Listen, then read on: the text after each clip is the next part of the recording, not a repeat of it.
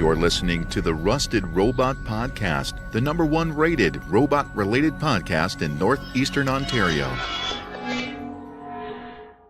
Hello, and welcome to episode 190 of the Rusted Robot Podcast for Sunday, March 4th, 2018.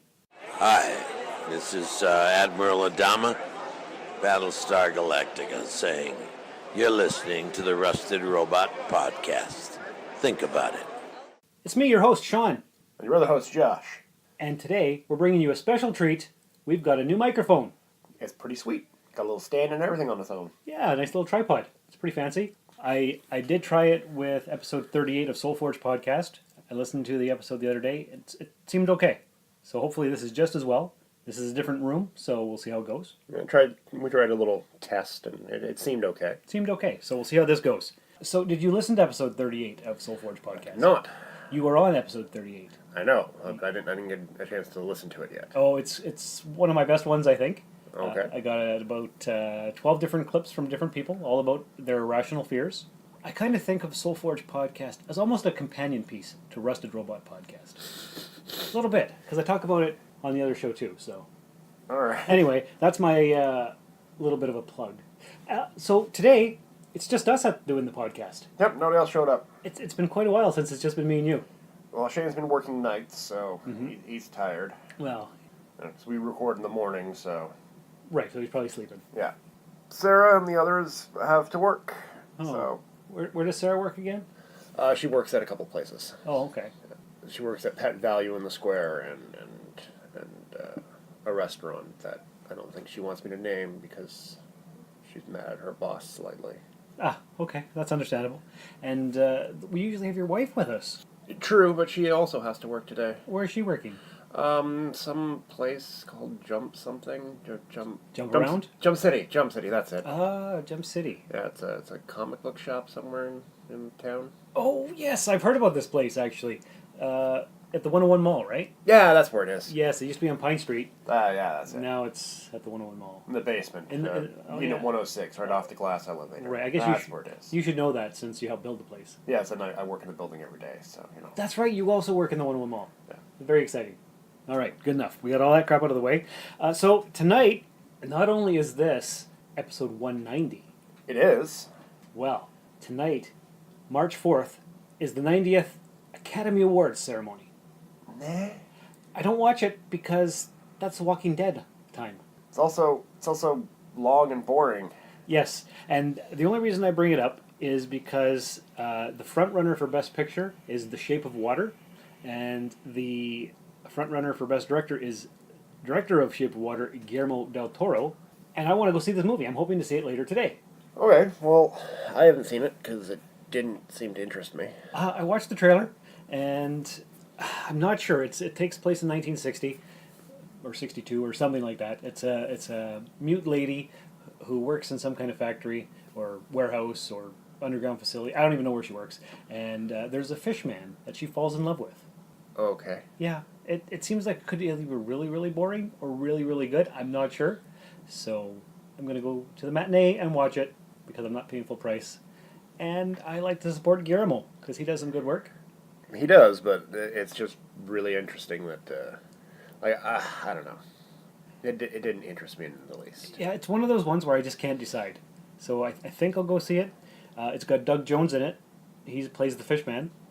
And He's the Abe Sapien. He played Abe Sapien in the Hellboy movies. He's also Saru in Star Trek Discovery. He plays a lot of fishmen. He does. Yes, he does. He's tall and lanky, so... Apparently that's what fishmen are. Apparently, if you're going to be a fish man, you're tall and lanky. Who knew? Did you notice the shirt I'm wearing today? I did. What do you think of my disco shirt? At first I was like, oh, disco. Why is he wearing a blue shirt with white writing that says disco? Then I noticed the thing, and I said, oh, okay. He came here so I could destroy the shirt for him. Yes. All right. Well, I'll set up the fire pit outside after we're done recording. We can throw the shirt into it to burn it. Nah, I don't think I want to burn it. I just got it last week. I got this brand new disco shirt last week, along with the microphone last week. Just picked up some new things, and I figured I would try them all out today. Well, the mic looks great. The disco shirt looked great until I saw the corner, the sleeve, where it's like, oh, it's a Star Trek Discovery shirt. Yeah, you don't like the Delta shields on the sleeves? put a Delta shield on the sleeve, that's fine, but don't put the disco, because that links it to Star Trek Discovery, and it's ruining Star Trek. It's not, though. It's so good. Oh, I wish you would give it a chance. I would I like... gave it 5 I know. episodes, I know you which is did. more than the 3. Yes, true enough. I think what You asked me to stay, and I stayed for 2 more episodes. I think what we should do is have a marathon and watch all 15 episodes together one day. Just so we can talk about it episode per episode. Someone will be bludgeoned to death with a Nerf weapon. It will be either you or me, and I'm not sure who. Okay. Well, I think it could be fun.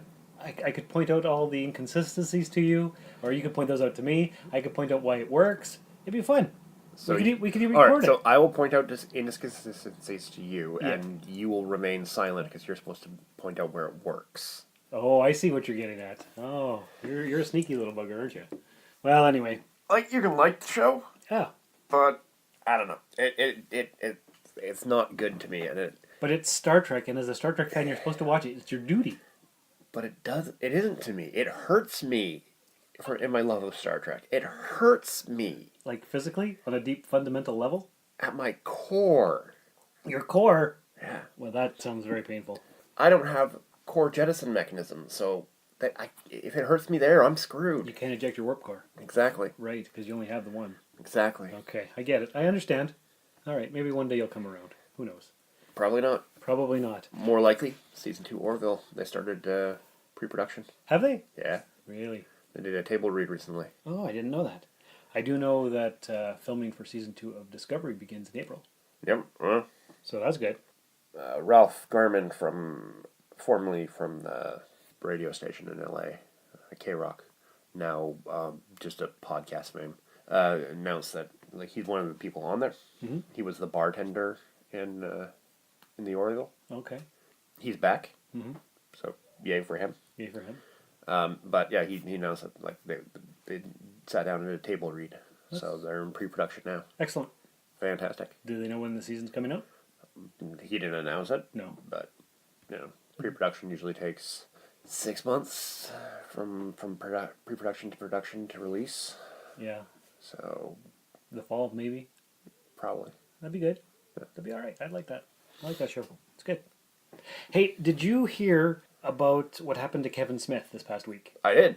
It was very scary. Yeah, it was. I came across the article on Facebook, and I told Cheryl that, oh my, Kevin Smith almost died. And she's like, who's Kevin Smith? And I'm like, what? You know, Silent Bob? And she looked at me with a blank stare. And I'm like, he directed Dogma, he did a bunch of stuff, Clerks, all this stuff. Nope, no idea. I showed her a picture of the guy. She still didn't know who he was. Oh, But that just hurts. it did hurt. I'm like, I've got so much education to provide to you. It's overwhelming, actually.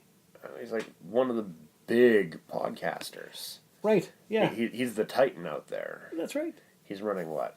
Smodcast, Hollywood Babylon, Jay and Silent Bob Get Old, Edumacation. He does a lot of stuff. Yeah, he's got at least 6 podcasts that he's running on his own. Did you hear there's a new show coming this spring or fall from Zach Braff about podcasting? It's a TV show where he runs a podcast network.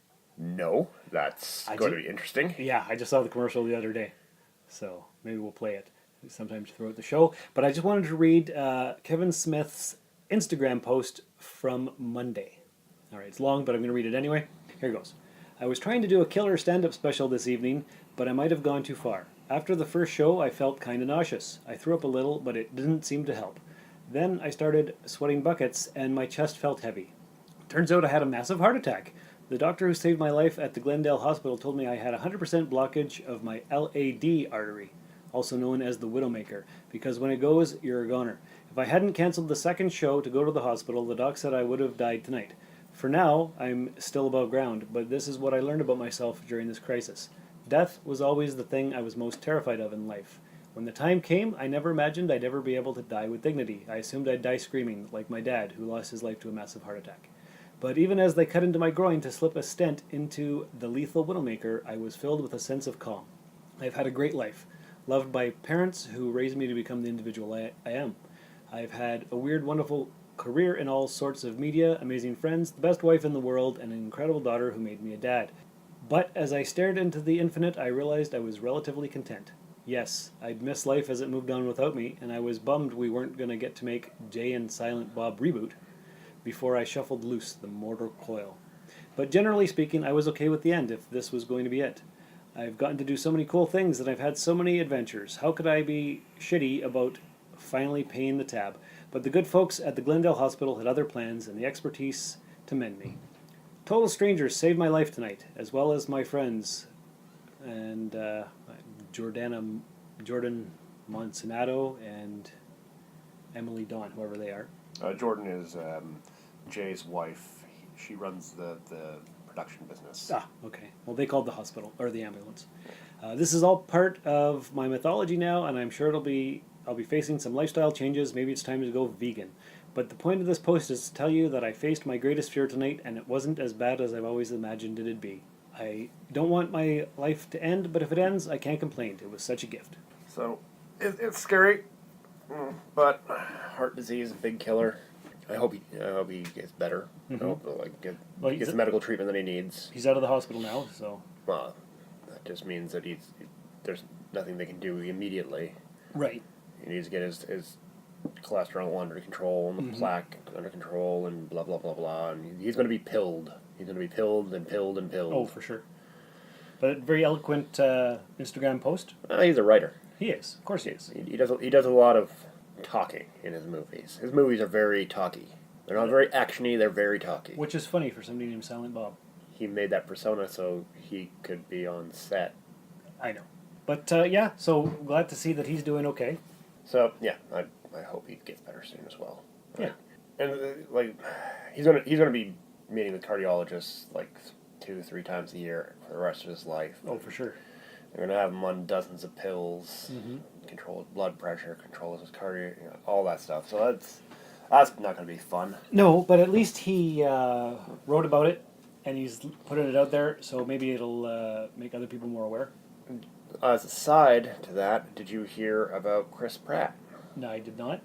So Chris Pratt heard about Kevin Smith Okay. and sent him a message via Twitter, I think, saying, sorry to hear you're not well. I'm paraphrasing here. Sorry you're not feeling well. Everybody join me and let's pray for Kevin Smith. And then a bunch of people got on his back about this, saying like, well, prayers don't really do anything. Oh boy. So like that is an accurate argument if you're going like, oh, the people in Florida who've been hit by this hurricane, we send our thoughts and prayers. Thoughts and prayers don't do anything in that case. Right. Go down and help. Mm-hmm. Yeah. But what's Chris Pratt going to do? He's been to the doctor. Yeah. The doctor's doing everything he can. Mm-hmm. The medical staff is doing everything they can. Chris Pratt can only send thoughts and prayers, and that's it. That's all he can do. That's right. So they shouldn't be criticized for that. It's literally the most he can do at this time to make things better. Unless he pays for Kevin Smith's hospital bills. But Kevin Smith can pay for his hospital bills. Yeah. So really... So, like, what else is Chris Pratt supposed to be doing? But people got on his back about it. Well, people are stupid. And, like, Kevin Smith got on, like, don't get on his back. Like, come on. If there's stuff you can do, do it, and send thoughts and prayers. Yes. But if there's nothing you can do, sending thoughts and prayers is the limit of what you can do. Say, like, I hope you get better. Like we're doing now. Yeah. We're saying we hope Kevin gets better. Yeah. It's not like I can run down there and go, no, move out of the way, Doc. I got this. Clear! Right. Yeah. It's like the episode of Star Trek The Next Generation where no one has gone before when Picard told all his people to send positive thoughts to the Traveler so he could make their way home. No, that's nothing like it. Nothing like it? No. That's the only pop culture referential thing that I can think of off the top of my head since you brought this up and sprung it on me last minute. Well, it's similar. No, because in that case, thoughts and prayers are actually what's required to make things happen. Right. Because they're in a spot in the universe where thought manifests. Yes. So that's completely different. Who's to say that all the positive vibes from all of Kevin Smith's fans, directed by the funnel that is Chris Pratt, does not channel all the positive energy to Kevin Smith so that he does get better? How do we know there's not something metaphysical going on? Maybe Kevin Smith is hooked up to the mycelial network. He could be hooked up to the mycelial network. Oh, now I have to go into my children's room and get a nurse sort of beat you to death. Okay, all right. So while we paused, while you quieted the kids down, we watched the trailer for Zach Braff's new podcast show coming soon to ABC. Do we want to play the trailer, or it's more of a visual thing, right? It's more of a visual. It's got a lot of sight gags. It's called Alex Inc., And are we going to... I'm going to watch the first episode at least. I'll give it the 3. Yeah. Because, like, a couple of spots in the We laughed out loud a couple times. yeah, we got a few chuckles out of us, so it's I'll give it a chance. But I can already see that there's, like, some problems to it that I'm not going to like. Oh, like what? I don't think I'm going to be a fan of the style of comedy for it. Some parts were funny, but other parts, like, I don't know. So I'm going to give it a 3. I'm going to give it a test. Mm-hmm. Whenever it comes out. And we'll see how it goes. But That's fair. I'm not excited for it, but it looks interesting enough that I'll give it a test. Because you don't see much about podcasting on TV, so this is... No, this is like one of the first shows about podcasting. Right. And I like Zach Braff. He was in Scrubs. Did you watch Scrubs? I watched some Scrubs. Yeah. I haven't watched all of it, but I watched the first season before Netflix took it away. So, you realize we have trapped ourselves in a meta loop. Have we? We're on a podcast talking about a TV show about podcasts. Yes. Yes, we are. Help, I'm in a loop and I can't get out. All right. You're listening to WBOT Rusted Robot Radio. Hey, speaking of things that are on Netflix, I finished off Salvation last night. Okay. It's the first season, 13 episode run. I guess there's a season 2 coming out, or it came out, but it's not on Netflix yet. Really, really good show. After it was over, Cheryl turned to me and hit me and said, "Thanks a lot for getting me into all these shows," you know, because now we have to wait for season 2, and she's excited about that, and she actually likes this show. Okay. It's about an asteroid heading towards the Earth. You and, mentioned it before. I haven't had a chance to check it out. Oh, you got it. It's great. I've had a very busy week, so... Have you? Yeah. Oh. I've had to stay late at work several times, and then there was the NOE meeting, and...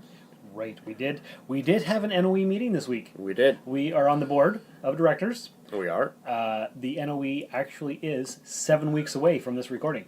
Yep. April 21st and 2nd at the McIntyre Arena. What did we learn at this board meeting, Josh?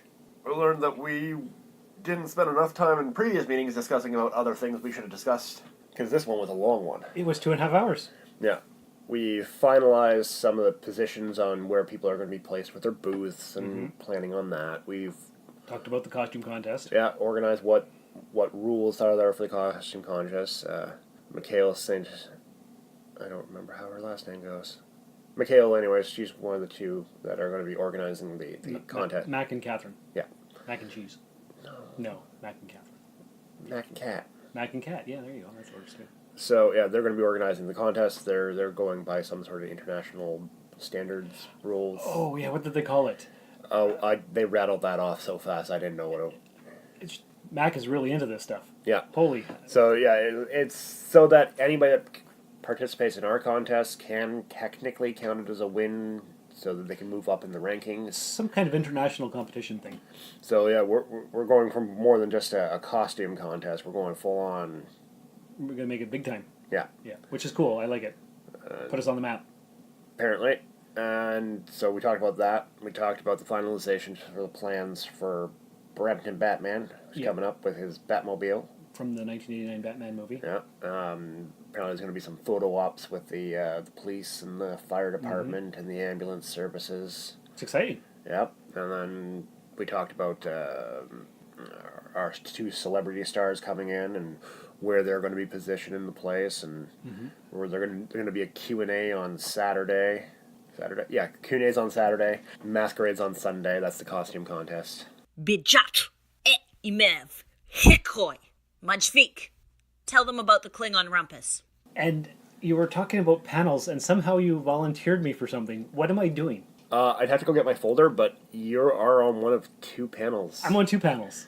One of two. One of 2. Okay, because I know I have a booth where I'm selling my collectibles, and you're dragging me away from that to be doing what exactly? Well, you're either in Introduction to Pop Culture. Okay. Or in the collecting one on gathering the stuff. I got interesting titles for all of them, none of which I remember offhand. They're all in my folio. Am I going to know stuff about that stuff? Do I have to do Do research? you collect stuff? Me? No, I don't collect. You talk about how you get into collecting, what to avoid, what to get, and then you go to a Q&A section. And you talk to the audience. Oh, man. Like, that's going to be me on the spot. That's nerve-wracking. Yeah, well, every panel's got 3 people on it. Oh, okay, so it's not all about me. Yeah. Whew. All right. So, like, and I put 3 so that way if somebody bails, there's still 2. Good call. Good idea. So nobody's going to be stuck on their own. Right, okay. Except for the Star Trek panel, that's you. Really? Yeah, that's the only person I can find with enough history knowledge of Star Trek on short notice. Well, not on short notice, but that I could find that would actually do it. Well, you know stuff, too. I know stuff, but I can't be. Yeah, you have to limit yourself to. I limit any person has no more than 3 panels they can be on. And I'm like, well, I'm in the RPG panel, I'm in this panel, I'm on that panel. Plus, I'm organizing the panels. Yeah. So I'm getting everybody ready and organized, and so I was like, well, no, I can't be on that. Great. My face is going to go all red, and I'm not even going to know what to say.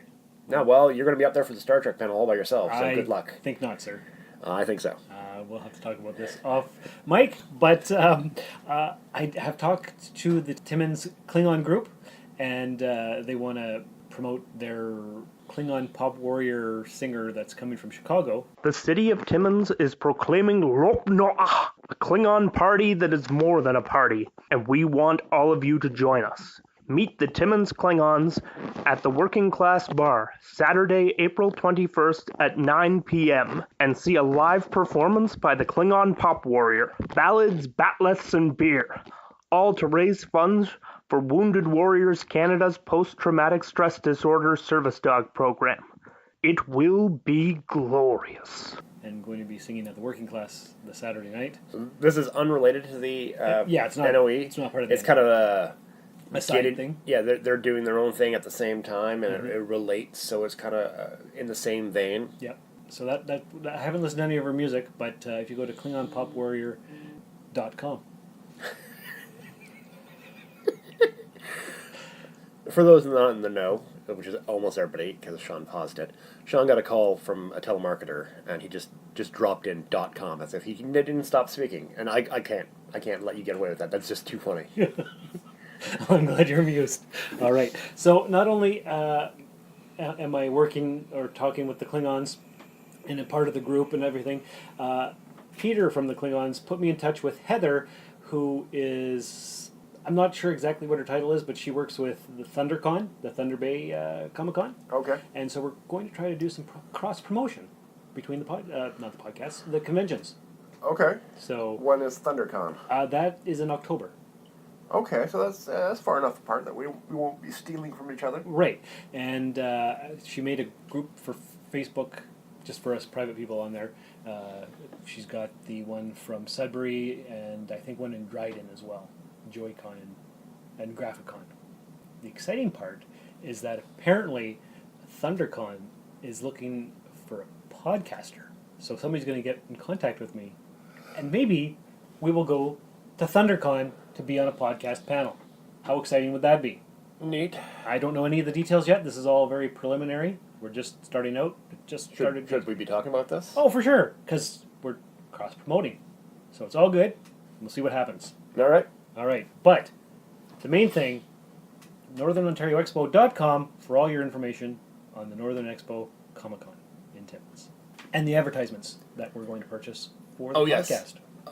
Did you get a hold of them? I haven't even spoken to them yet. Well, I'll speak to them, call them as soon as we're done. Yeah. That way, I can give you the money now from my side of it. All right. Because for listeners, we're getting a banner for the podcast so that when we go to events, we have some advertisement for the show. Yeah. Besides our business cards. Yeah. Okay. So all that's out of the way. I was just talking about Salvation and how Cheryl and I have been watching it. Guess what else Cheryl has been watching? She's been watching the first season of Jessica Jones in preparation for season 2, which comes out this week, coming up. You know, you shouldn't say guess and then just run over the person trying to have a chance to guess. I was going to guess. Oh, were you going to guess? Yeah. Oh, I was like, well, maybe it's the original Secret of Star Trek. And then you would have been like, no, of course not. And then I'd be like, well, maybe is it the whole run of Star Wars that to get caught up? She doesn't know anything about Han Solo, really. Oh, no, she's seen all the Star Wars. Well, I'm guessing here, and you already ran over the guessing thing, so it's not fair. I stole your thunder. You did. Oh, all right. Like, you have 3 guesses, and then make the third one a joke guess, and then... I didn't know this was a rule. Now I know for next time. I appreciate that. Thank you for schooling me on how this works. Yeah, you gotta let the humor roll. All right, moving on. All right, so she's been watching Jessica Jones. Jessica Jones. She finished episode 3. What does she think so far? It's slow, she says. Just Well, it's a slow burn in the beginning, yeah. And she says it's slow and there's a lot of sex in this. I'm like, yes, there is. Yes. Is this a complaint or just a statement? Just a statement. Okay. I'm like, yeah, you're right, it is. She's like, I like all the violence. She's a big fan of violence. Wait until she gets to The Punisher. Right. Actually, we watched all that. Really? Watch The Punisher before Jessica Jones? Yeah, because that came out just not too long ago, and I was watching it, so she watched it with me. And she loved it. All right, so looking at my list of things that we've talked about, we are nearing the part where we talk about movies, and did you know that Avengers Infinity War was supposed to come out May 4th, and now it's coming out April 27th. Okay, that's a bump of a week. Yes. And I actually found an article. Did they give a statement as to why they're bumping it? Well, Did DC make an announcement and they're like, well, we got to screw them over by making a bigger announcement? you would think that's what they would do, right? They do that all the time. Yes, they have to one up each other. Well, no, Marvel goes and one-ups DC. DC hasn't yet to one-up Marvel. Well, you can't really one up Marvel. Okay, so I've got an article here from comicbook.com. In a startling late-game shift, Marvel Studios have moved Avengers Infinity War from its May 4th release to April 27th. That's a whole week earlier. While a lot of Marvel fans are going to be thrilled that they now get to see Infinity War earlier, there's already a major topic of inquiry already forming. Was Marvel somehow intimidated out of its spot by Fox's Deadpool 2? Deadpool 2 recently switched release dates from June to mid-May, mere weeks after Infinity War's release. At the time, many wondered if the move could have an effect on Infinity War's planned release, but that idea was just as quickly dismissed. Marvel Studios is the juggernaut, and it was assumed that no one would make them blink when it came to staking out ground on a release. Funny enough, one has to wonder if Black Panther's massive box office success was a factor in this. Point blank, as Black Panther heads into its third week of massive box office profits, Marvel may have realized they needed a full 3-week window to rake in all the cash from Infinity War. This film is going to be a major cinematic milestone, the biggest since the first Avengers movie. However, 2 weeks after the original May release date, we would have seen Deadpool 2 hit theaters, followed swiftly by Solo, a Star Wars story. So while Avengers 3 would have clearly been a powerhouse draw, the full profits for the film, i.e. from repeat viewings, conceivably gotten lost in the summer movie shuffle. 3 weeks will be plenty of time to get that cash. What do you think? Yeah, I can see that. Though Fox, I don't know what the hell Fox is doing, right? Mm-hmm. They're selling to Marvel. That procedure's already started. Yes. Now, if I'm going to go work for the new guy, I'm going to do everything I can not to piss off the new guy. You gotta ingratiate yourself. But instead, they're going like, oh, no, we're greenlighting these movies, right? Mm-hmm. And, like, terrible movies. Like, they're going ahead with them. They're still talking about making a multiple man movie. Are they still talking about that? I haven't heard any news about it lately. So, like, I'm like, okay, the only movie that they know is going to be good, like, profitable, is the Deadpool. Yes. Why, oh why, would you slap your only threat movie 2 weeks from Infinity War? I don't think it makes any sense, but... And, like, Marvel moved because they needed to. Mm-hmm. They don't want to hurt their own... Bottom line. Well, their own future bottom line. Right. Because Deadpool's going to be there shortly. Yeah. So it's like, well, no. I don't want to give him bad... Like, because if Infinity War's there, that means Deadpool's going to get less, and Infinity War is going to get less. So you got to space that stuff out. And yet, Solo comes out in May as well. Which Nobody cares about Solo. Right, but it's a Star Wars movie, so it'll make money, potentially. But it's also owned by Disney, which owns Marvel, and Fox. It's something else. The Solo movie, I don't think it's going to be that big of a thing. Everything, like, it doesn't look good. Because nobody's talking about it. Nobody seems excited. No. Like, I'm not hearing hype about it from anybody who I listen to. No. And for the most part, the last Star Wars movie, it has, like, oh, it made lots of money. It's never the one that loses money that's the one that ruins it. It's the one after. The Last Jedi, it hurt the franchise.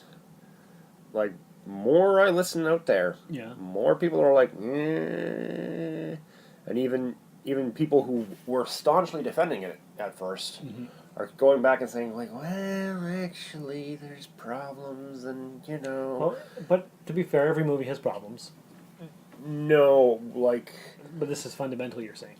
JJ had set up, okay, here's what I'm doing with the first movie, and here's a plan for what to do with the arc. Mm-hmm.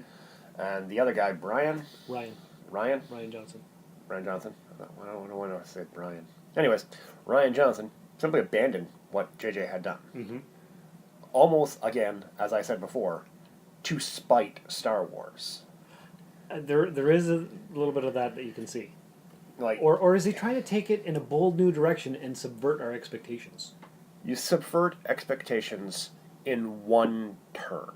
If I'm supposed to go left and he makes me go right once, that subverts my expectations. Yes. If I'm supposed to go left on every turn and he makes me go right on every turn, Yeah. that's not subverting my expectations. That's just going away from what makes it it. Okay. Okay. Now, apparently, people from the Star Wars side have been throwing him under the bus. Have been? JJ said, like, he didn't follow the thing I had. Daisy Ridley? Daisy Ridley, yeah. She said, like, he didn't really follow the arc, and at first she was like, no, it's a great movie, everybody's gonna love this movie, it's fantastic, you have to love it. Well, she's the star of the movie. She's got to say that. People aren't blaming her, which I think is what she feared. Because if you're the star, you're the face, you get attacked. But you don't have any control, you're just the actor. You're the face. Mm-hmm. You're not the brain. Right. So nobody's attacking Rey. Because I liked Rey in the first one. Mm-hmm. I thought she was overpowered in Mary Sue, and I had problems with her in the first one. But I thought, okay, they're going to explain stuff. Right. Your parentage, there's something big there. Somebody trained Yeah. you when you're young. There's something. There's something. Because we expected so much. So many answers in this movie. Yeah. And the second one's like, nope, no answers. Drug dealers, that's what our parents are. Druggies. Nobody doesn't matter. And you can just use the Force without being any training. And, oh, she's better than Luke, and da-da-da. So one thing would have subverted expectations, but everything combined just kind of thumbed their nose at the whole... Yeah. Whatever. And people are going. Do you think he's still going to be doing his trilogy of movies, or is that going to be Oh, done? God, I hope not. Who's going to say, right? Like, give it to anybody else. Like, I've heard fans give great ideas for movies. Oh, yeah. Fans always have great ideas. And some of them are like, really freaking good. Like, I really want to watch some of these fan movies. Mm-hmm. And, like, what's he going to do? Whatever he wants. Because, like, was he going to go back and destroy, what, the old Republic? Destroy the old Republic? And make it so that the Jedis are the bad guys and the Infinite Empire A's? Like, what was he going to do? But you also have to think, the studio really doesn't care as long as they make their money. They don't care what happens to the thing. I mean, Yes, that's true. Mm-hmm. But there's an idea of protecting the creative side so that people still go see it. Right. Because, like, if you slash and burn, you make short-term money. Yes. Star Wars' power is not as a short-term thing. It's been going over 40 years. Yeah. And for most of that, we didn't have movies. What kept it going is the rabid fan base. Mm-hmm. You know what you don't do? Piss off the fan base? Exactly. Because they're the ones that keep you going. Yeah, of course. Ryan Johnson didn't care about the fan base. Don't care about the fan base, you're going to piss off the fans. And Kathleen Kennedy, let him do it. She did. She's supposed to be the caretaker. She is not the caretaker. What is she? She's a businesswoman who thought it would be a good idea to make some money on her time. She doesn't care what happens when she leaves Star Wars. Well, of course not. She'll be done with it by then. Mm-hmm. She'll have made her money. So we'll have to see what happens. I got another article for you. Okay. Also from comicbook.com. Disney and Marvel are finally teasing some plans for Phase 4. Marvel Studios just revealed 6 new release dates spread out over 2021 and 2022.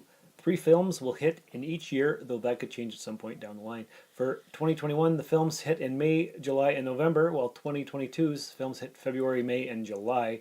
That's similar layout to how 2017 and 2018 played out. And you can see the specific dates below. May 7th, July 30th, and November 5th in 2021. And then February 18, May 6th, and July 29th. Now, as to what these are is anyone's guess, though we do have a few ideas. Odds are that one of these is a Black Panther sequel, though that could also be moved up to the Mystery 2020 title.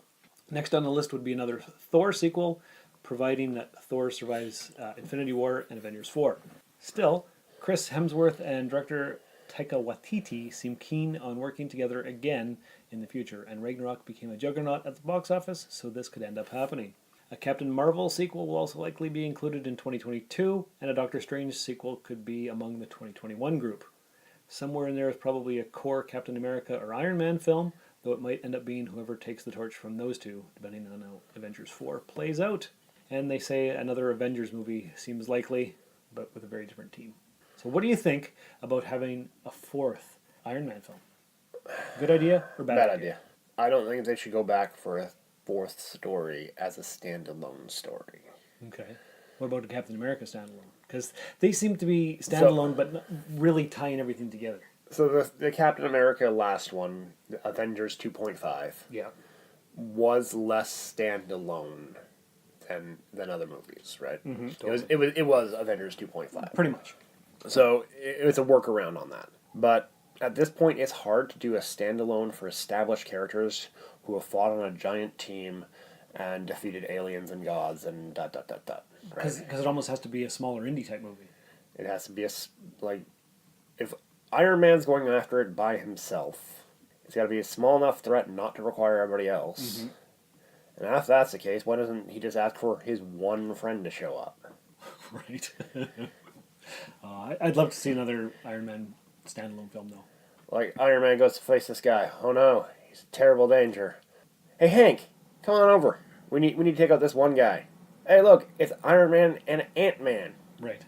So you can't really rely on the heroes that have been big. Because they keep ratcheting it up and ratcheting it up and ratcheting it up. You can't go backwards. You can't go down. Right. So, Iron Man's got big enough problems, so he's off doing his thing. There's no way that I can see easily to do a smaller story without pissing off the fans. There's ways you could just do it and piss off the fans, and there's ways that you probably could do it with a complex and deep story that has meaning and significance, but I'm not that good of a writer. Right. Okay. So, it can be done, but it's much harder. I don't see going back for that. Keep it as trilogies. You have your Captain America trilogy, you have your Iron Man trilogy, you have your Thor trilogy. Mm-hmm. Give others a chance to shine. Keep them in the universe. Keep them plowing around the universe. Mm-hmm. Have them popping up here and there and doing stuff. What would you think about a Falcon standalone movie? I don't think Falcon's a good enough character. Okay. I like Falcon from the comics. Yeah. He's a good enough character. Mm-hmm. Falcon in the movies is not a good enough character for a standalone. Could we have the Falcon and the War Machine movie? Team those guys up? Maybe, but I don't see it. You'd have to write a good script. Anything's possible, right? Yeah, right. Yeah. But I don't see it because there are secondary characters in the cinematic universe. They don't have that much of an impact.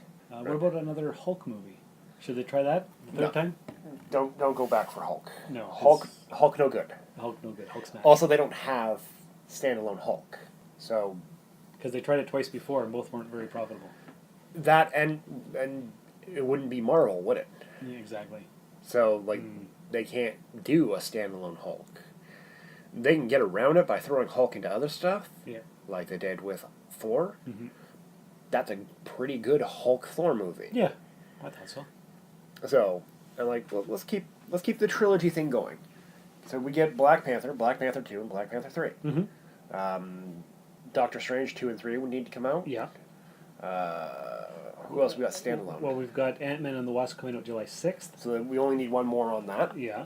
Keep them as sets of trilogies. Yeah, they could work. And then that gives the character within his own standing a beginning, middle, and end. And then, on the marketing side, they can sell 3-packs of the movies. Yeah. Here's the Iron Man 3-pack. Here's the Captain America 3-pack. Here's your Doctor Strange 3-pack. Yeah, they could just do that. And then you keep the Avengers as your bring everybody who's active together, send them out. There you go. That could work. Okay. Hey, did you know that Annihilation, the Natalie Portman film, did not come to Timmins? I noticed that. That was very sad. I was looking forward to seeing that. I was as well. Mm-hmm. That's one of the ones I was like, well, I wasn't looking forward to it, but it was one of the ones I was like, yeah, I'll go see it. Yeah, but no.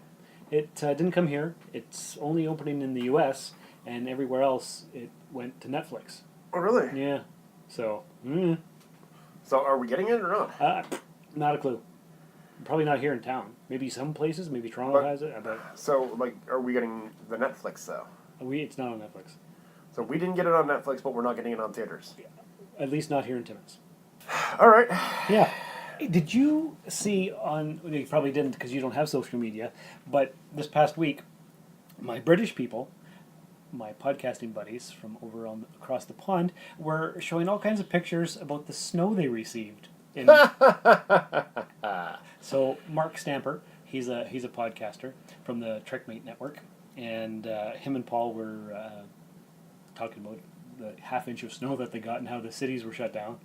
And I commented, I'm like, oh, we call that Tuesday. So last snowfall we had was what?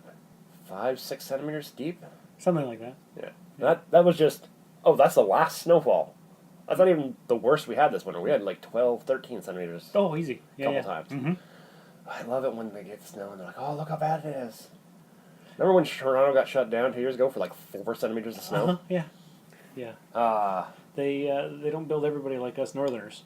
I remember the one year I woke up, the day before it was relatively mild, no snow on the sidewalk, sunny, like -1. Mm-hmm. Right? Yep. Cool but good day. Yeah. Right? Woke up the next morning, there was 1.5 feet of snow everywhere. Yeah. And massive wind drifts. Oh, yeah. And my walkway was 6 foot deep with wind drift. Mm-hmm. Typical. Yeah. That's a winter day. Yeah. Where you have to spend 30 minutes shoveling to get to where you keep the shovels. And that happens quite often here. So, yeah. It's fun to see the reactions from people around the world. Speaking of people around the world, I've got no transition to the next story. Ah, I see. So that's not a very good segue. But I do have some Star Trek toy news, which is super awesome and exciting. Black alert.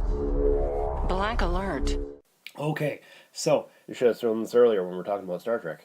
Yeah, I know, but I can bring it up again. Because Star Trek is awesome, and we can talk about it all the time. Sure. All right. The Rusted Robot Podcast, the unofficial Star Trek podcast. All right. Okay. Toy Fair 2018, McFarlane Toys' Kirk and Picard figures and phaser prototype. Okay, so it's actual Star Trek. Okay, cool. Yeah. Hi, I'm Jeremy Sodek. I'm the brand manager for Star Trek here with McFarlane Toys. On display, we have our 7-inch figure Captain Kirk and Captain Picard. Kirk obviously holding his communicator and phaser, getting ready to beam up, we'd assume. Captain Picard here, holding his Type 2 phaser. We also have their packaging shots, which you see a little bit more of their accessories. You see that Kirk also comes with the phaser rifle, and that Picard also comes with the Resican flute. And also right here, our new big piece de resistance is the Discovery phaser. We also have a packaging shot up here that shows that is actually a pull-apart phaser, which I can demonstrate here with the prototype that we have in hand today. You have the rocker here to activate. You have your trigger, which you can see illuminates the back. It also illuminates the front. You can change from stun to kill using this rocker here. You see your stun light now. You can also pop the hand phaser out of the top, and this actually controls everything that goes on in the entire body of this. So down here we have a trigger for either stun or kill settings. You pop it right back in and it activates the entire gun again. And then on the back side here we have a button that pops out the battery pack, which will also have an illumination down here to indicate how much life you have left in your battery. And yeah, so this is our working prototype that we have so far. Actually injection molded, really nice sturdy plastic. Not too light, it's got a good weight in the hand. So I know a lot of people are kind of wondering where Michael Burnham and Takuma might be in here. They're currently still in the production process. We're working our hardest to nail down the likeness as much as possible. Takuma, having lost him early in the season, he's a little bit of a curveball, but we're still working to make sure that we have somebody to partner up with Burnham when she comes out. For our figures, we're gonna have them at a $20 price point, $19.99. And then for the phaser, we're aiming currently for a $34.99 price point. Captain Kirk and Captain Picard, they're set to come out this spring, late spring, possibly early summer. Okay. And then for the phaser, we have planned for the end of the summer or early fall this year. So that's the video from McFarlane Toys, a little bit of a promo for the figures and phaser. What do you think of the likenesses of Kirk and Picard? All right, so Picard, he looks like he's melted face. his face is a bit pointy. Yeah, I don't like it. bit long and pointy. The Kirk looks like they combined Pine and Shatner together to make the face for that one. Yeah. It's like they couldn't decide on which Kirk to go with, and the obvious answer was Shatner. I've seen better likenesses on the smaller Playmates toys. They're not bad, They're okay. but they're just not bad. The quality looks good though. The actual quality of the product, yes. Yes. But the likeness... The likeness, not so much. I really like that Kirk comes with the phaser rifle from Where No Man Has Gone Before. Yeah. That is awesome. I've never seen that before. So, cool little toy accessories, and Kirk comes with a phaser rifle, and Picard comes with a flute, so... Well, also a hand phaser. Yeah, but their special thing is phaser rifle and flute. Right. And like it shows you the other captaining styles. Yeah, totally does. Yes. Now on to the hand phaser. You don't like it? No. You're supposed to be in the original series Star Trek universe. Just use the props. Make a modern rendition of the prop. Well, they did. They changed it. They did change it. You didn't have to change it. You had existing designs. Spruce it up, give it a little texture to it. It doesn't have to be that smooth plastic from the 60s, but give it a roughed edge, nice grips on it, whatever. Be actual Star Trek, not, hey, here's a cheap Star Trek knockoff. Okay. But, discounting the fact that you don't like Discovery, what do you think about the phaser and all the... I don't like the phaser. The things that it has. I don't like it. No, right? Even if it was just like, say... a generic sci-fi laser weapon? Yes. Is it good for a generic sci-fi laser weapon? Yeah. Okay. High praise. It's okay, but the first thing I'd say about it is, oh, look, it's trying really hard but failing to be a phaser. Ah. All right. And did you see the triggering mechanism on the mini phaser? Yeah. First of all, they called it a mini phaser. No, that's a Type 1 phaser. We know that. Yeah. But mini phaser? No, it's a Type 1. But the triggering mechanism on the Type 1 phaser was terrible. Yeah, well... what's up with the little pop-up screen that you have to grab the front of the gun and rock up? That's not how you use any kind of gun. You never put your hand in front of the bore. Yeah, I noticed that as well. Yeah. Yeah, it's got some design issues. Yeah. Okay. What do you think of the price point? $35 American, that's $45.50 Canadian. No, it was 35. 35 $35 American. Yeah. Which is about $50 Canadian. Yeah. 45 to 50 Canadian, depending on margins and current exchange. Good price? A bit on the high end. Yeah. $20 for a figure? $20 for a figure is about going. Now it is. Yeah. Yeah. So, yeah, I got no problems with the figures. I got some problems with the phaser. Okay. Would you buy the figures? No. No? But I am not a figure collector. Okay. I'll put that out there. I don't have any of the figures for any of the shows that I watch. Really? No. Okay. I don't have Star Trek figures. I don't have Star Wars figures. I haven't had them since I was a kid, and they were all thrown out by my mom. Right. Okay. Including my limited Boba Fett. Right. So I don't collect figures. Okay. I know lots of people who do. Yes. And I think they're fantastic. Yes. Some people keep them in the case. Some people take them out of the case. Some people buy two so they can have one in the case, one out of the case. Some people buy three, one in the case for display, one not in the case for display, and one in the case locked away in a way so it doesn't get damaged. I fall into all those categories. So, yeah. Okay. What I really want is a Captain Killy action figure. Make it life-size, that's even better.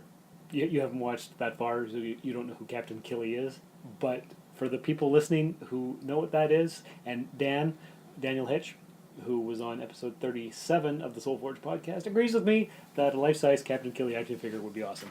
But anyway, I've got another thing here, an exclusive from Think Geek. It's the Star Trek Horgon candle holder. You remember the Horgon from Risa? Yes. Okay, here's a picture of it. It's life-size, or full-size replica of the Ryzen fertility symbol. Perfect for a romantic evening with your sweetie. A Think Geek exclusive from our friends at the Coop. If you're seeking Jamaharon, pick up and proudly display this full-size replica of the Ryzen fertility symbol. As an added bonus, if you find someone with whom you'd like to seek Jamaharon, as a result, it doubles as a candle holder, making it perfect for a romantic dinner. It's made to hold either a taper or a tea light for maximum romantic flexibility. It makes a perfect tongue-in-cheek gift for a Star Trek fan, ideal for bachelor or bachelorette parties, and best of all, the box claimed it's straight from the Planet Risa gift shop. So it's actually 12 inches by 6 inches wide and 4 inches deep. Weighs 2 pounds, and it's a wood-looking plastic. Okay, does it contain a device from the future? I don't think it has the thing that stops all nuclear fusion in a star. No, doesn't have one of those? I don't believe so. It's not in the descriptions. It might be hidden in there. You don't know. Okay, so get one just in case it does have the ability to stop all nuclear fusion within a star, but be forewarned that aliens from the future might come back in time to try to take it from you. The Vorgons might try to take your Horgon. Yeah. Yes. $19.99, and they're in stock right now. I think they're awesome. I told Cheryl that I want this for my birthday, and she just looked at me like I was crazy. That's not bad for a Star Trek fan. Right? $20? $20 for Totally Simple. And it doesn't look super sci-fi. No. So if you got... Two of them. Get 2 of them. They could be your candle holders. Yeah. It looks slightly tribal, but not anything that you go, ooh, that's cultural appropriation. Right, yes. It doesn't look racist. Yeah. So, yeah. I really want it. All right. Yeah. So the only thing with ordering from ThinkGeek in Canada is that you're always charged duty. I've never ordered from You said ThinkGeek. duty. Yeah, I said duty. Yes. Okay. Let's see. One final article that I have to read because it's hilarious. Who owns ThinkGeek? Is it EB Games? Are they owned by ThinkGeek? I don't know, but EB Games often gets the ThinkGeek stuff. So see if you can get it through them. I'm going to wait, yes, because I really would like to have that. Okay, so something I didn't mention last week, but I did save it to the Rusted Robot Facebook page. Male sex dolls with bionic penises are coming soon. Get it? They're coming soon. Sex doll firm REALBOTIX has revealed that a new male robot with a bionic penis will land later this year. The X-rated companions will be targeted at a new female audience and will each be fitted with an AI personality. The new male sex robots are a follow-up to the female versions, which the Californian startup launched to customers just last year. Each robot comes powered by an artificial intelligence called Harmony, which works by pairing a small mobile application with a robotic head to simulate life. The apps let users customize the personality of their lifelike sex dolls, so each and every model will act and talk in different ways, depending on the customer. Right now, REALBOTIX is only selling female versions of these Harmony avatars, setting Randy Byers back an incredible $15,000. There's no set size for the robot's manhood either, so customers will be able to choose from a wide variety of tallywhackers. The sky is the limit. What do you think about ladies having sex robots? I have no problems with anybody having a sex robot. And then you got to start the market somewhere, right? Although, what people are looking for in their sex bot companion varies greatly. Most men that are getting a full-on sex bot, they want the companionship aspect, the thing to be there. I don't know if that... There was tenderness, a dreamlike quality about her. There was romance. Romance. Yeah, romance. With a robot. I mean, we are talking about a robot, aren't we? Is what the ladies will be looking for. Well, in the article it said that it's for companionship as well as for sex. That's what I'm saying. Kind of reminds me of the classic film Cherry 2000. Have you seen that? I have. It came out in '87, takes place in 2017. It's awesome. Do you know that rust is an electrochemical process? Electrochemical? Yeah. What I'm thinking is the ladies who get sex toys currently, they get the primary part of the anatomy they need and they move on. Right, and it's saying that it'll be better than vibrate. That's a lot of claims from this guy, but so $15,000 is a lot of money. So with a sex bot that a male uses, the male is doing most of the work in normal sexual activity. Under most cases, the male is thrusting. So that's not a big issue if you have a passive sex bot. It's kind of harder with a male passive sex bot. Yeah, that'll be some finicky programming. So the ladies got they got to put actuators in the hips, or the ladies are going to be doing the work all the time. And if the lady's going to be doing all the work all the time, they may want to switch to a smaller device that is more easily manipulated. Exactly. So I don't know how well it's going to do. Yeah. So particularly at this stage of sex bot tip, like if the sex bot is mostly a sex doll with limited AI interactive capabilities and speech synthesization, it's not going to be that good of a sex doll. Exactly. Right. Now, if it has actuators and movement, that's a different issue. Yeah. So. Okay, so we'll see what the company brings out, and we'll report further once we have the information. You're listening to the Rusted Robot Radio, WBOT.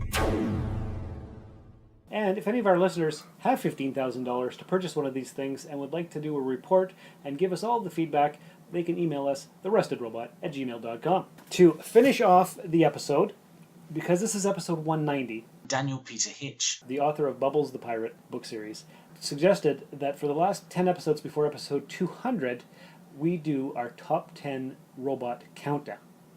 Yep. And we've come up with a list. So on this episode, we're going to do the top 10 robot, and each one will just count down from there. Top 10, what do we call it? Movie robots, TV robots, just robots? Media robots. Fiction robots? Yeah. Okay. And by robot, we mean robots, androids, and cyborgs. When we were initially compiling the master list from which we derived this list, we started with robots, and then Sean wanted to add a cyborg, and I was like, well, that's a cyborg. He's like, yeah, but you let the other cyborg on, which was the Terminator. I'm like, yeah, but that's a robot with a flesh skin. This is a person with robot parts. So we had an argument over the nature of robotics and the human condition. So robot is just a general term for mechanical beings. So this is top 10 robots, cyborgs, and androids, and synthetics. Yes, exactly. Right. We had HAL 9000. HAL 9000. He's not a robot. He's an AI. He's an AI. Right. So, loose definition. Exactly. So, for this week, number 10, top 10 robot, the Foot Clan. From the 80s cartoon, Teenage Mutant Ninja Turtles. Exactly, the Ninja Turtles. They were fantastic because they're apparently super cheap to make. Right, because there was lots and lots of them, and it allowed the Ninja Turtles to kill things without actually killing things, so they made them robots. To pass the sensors and... bypassing the nobody ever gets hurt problem of G.I. Joe. Exactly, that's right. Yeah, because you don't want to have too much violence in your kids' shows, because then parents get all up in arms, and the censors don't like it, and it might freak out the kids if you see a bleeding kid on the cartoons. Exactly. So I really liked the Foot Clan, because they show them to be really competent against normal people. Yes. Except for April, for some reason. April can break them apart like nothing. Because she's one of our heroes. Yeah, but she's got no training. Yes. She should be the damsel in distress, but she's not that damsel-y. Right. So anyways. Yeah. But, so, they got robot ninjas that are actually pretty decent. Pretty good, yeah. So, I always thought they were cool. And that's actually the only time we see the Ninja Turtles actually hitting people with their weapons instead of their fists or feet. Yep. Only the robot Foot Clan. Yep. So that's our top 10 fictional robot. Yeah. So that's number 10. That's number 10. Next week, you'll hear our number 9. So stay tuned for that. It's very exciting. Oh, before we go, I was just mentioning Daniel Hitch, and he actually has a response to your hypothetical from last week. Oh, sweet. Okay. And since we're talking about cartoons, it was, what cartoon world would you live in?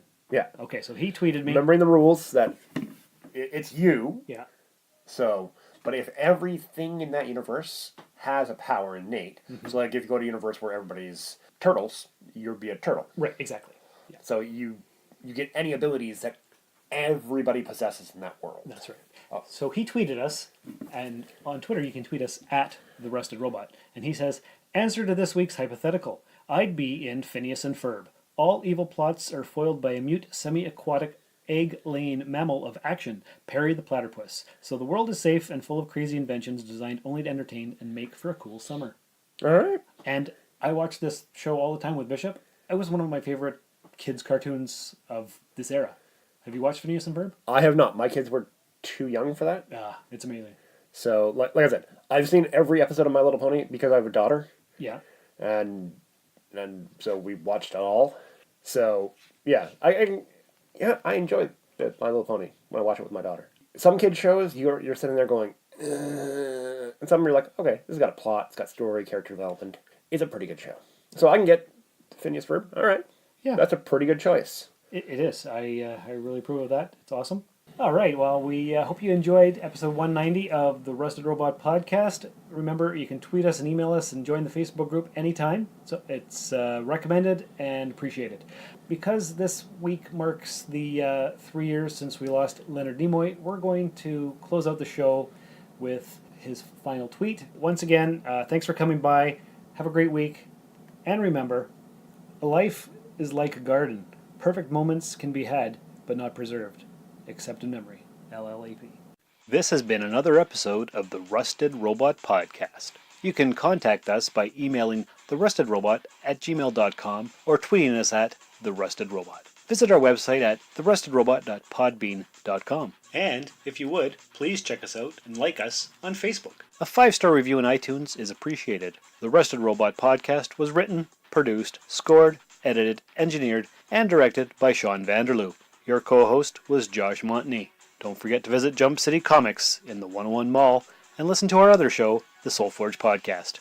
Visit Sean on Twitter and Instagram at Darth Vaderloo. The Rusted Robot Podcast. Think about it. Welcome to the Nerd Factory. Everyone here has ideas they're developing. Those guys are designing a robot that rocks a baby to sleep.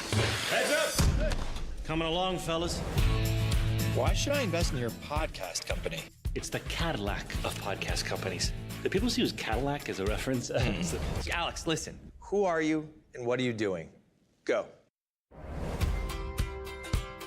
I can't do this anymore. I don't want to cheer people up. I want to engage their minds. So I am out of here. Who's with me?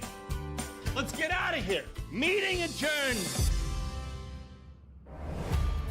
Listen, what if I start my own podcast company? We have a mortgage and 2 kids we're required to feed. That's why I'm going to ask Eddie to be my partner. Second cousin Eddie? I believe in this company. That's why I'm putting everything I have into it. You don't have anything. Yeah, but it's all in there. He makes highly produced, highly edited pieces. They require equipment and staff and just a little bit of Alex's special sauce. It's my job to get that out of him. You say filthy things without realizing it. I like you.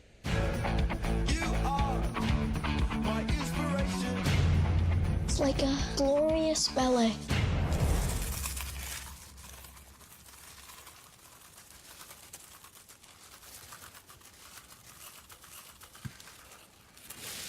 Did you brush your teeth?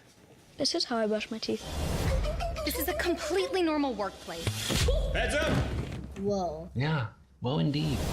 Your dream's about to come true. Should we hug? I feel like maybe we should hug. Okay, quick one with back taps. Oh, me too. Oh my Are you gosh. sure this story is appropriate for children? They really want you to have your shot, but you know what would have been nice in return? Not spending the 401k? Not lying to the person who's supposed to be your best friend. Nobody thinks radio is cool, but when you do it, it's amazing. Before I go all in, what's the first show about? A guy like me, with a family like them. He could succeed, he could fail. I promise you, people are gonna love to watch him try. I'm in. Yes! This is the best day of my life! Oh, wow, that really hurt. Are handcuffs really necessary? My family's here. What am I gonna do, run away?